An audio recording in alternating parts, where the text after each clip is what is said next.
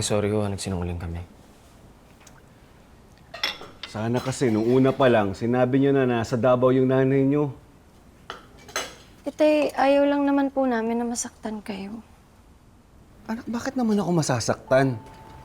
Kasi kasama niya po si Tito Noah. Oh, ano naman ngayon? Tinatanong mo pa talaga, Manuel. Eh, baka magselos ka niyan. Grabe ka na, Manuel. Ang dami mong tanong. Kung ka... Kumain ka, di ba?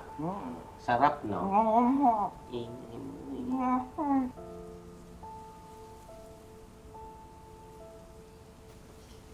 Pero hindi po ba nakakapagtaka talaga?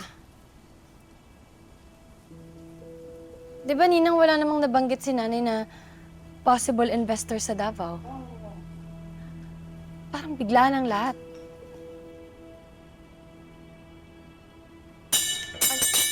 Putang na loob! Higang! Sorry po.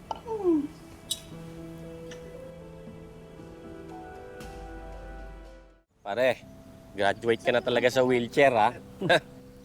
Effective talaga yung mga exercise na ginawa natin. Pati ako, lumaki yung mga muscles ko. Tingnan mo. Hindi ba, Ling? Oo, effective sa kanya, hindi sa'yo, Ling. Sobra ka naman. Meron naman, oh. Sige na nga. Oh. Manuel, gusto ko sana mag-sorry sa'yo, ha? Sensya mo na, hindi kami masyado nagsasalita, nanahimik na lang kami mag-asawa.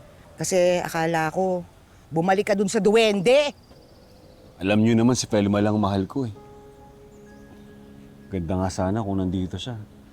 Para makita niya na nakakalakad na ako.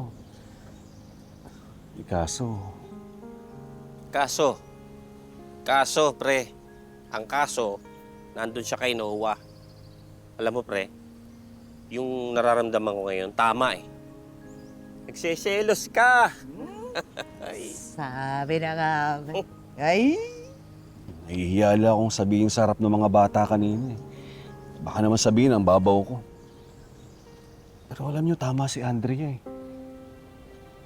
Ang bilis kumilos ni Pelma ngayon. Siyempre, habang tumatagal sila sa Davao, kasama niya si Noah, maiwasan kung ano-ano naiisip ko.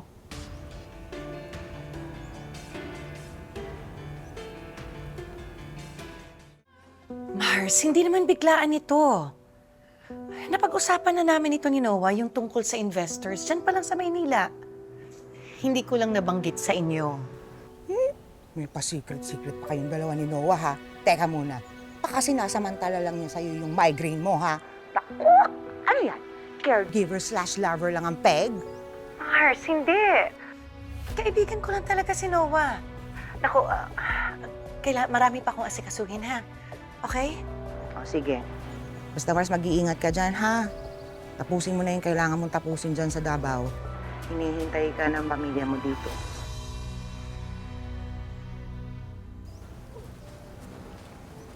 Anong sabi ni Maring Felma?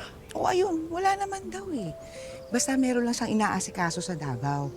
Trabaho lang daw. Silang dalawa sa Davao. Kaya sabihin mo dyan sa kumpare mo, wala siyang dapat ipagselos. Ling, hindi mo may aalis kay paring Manuel yun. Natural yun. Eh, ako ang best friend ni Felma. Kaya kung meron siyang sikreto, ako ang unang makakaalam. Kaya huwag kang mag-alala, pare. Wala kang dapat pagdudahan, ha? Oo nga naman, pre.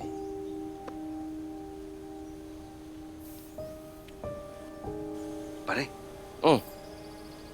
samahan mo ako sa Davao. Ha? Punta natin si Felma.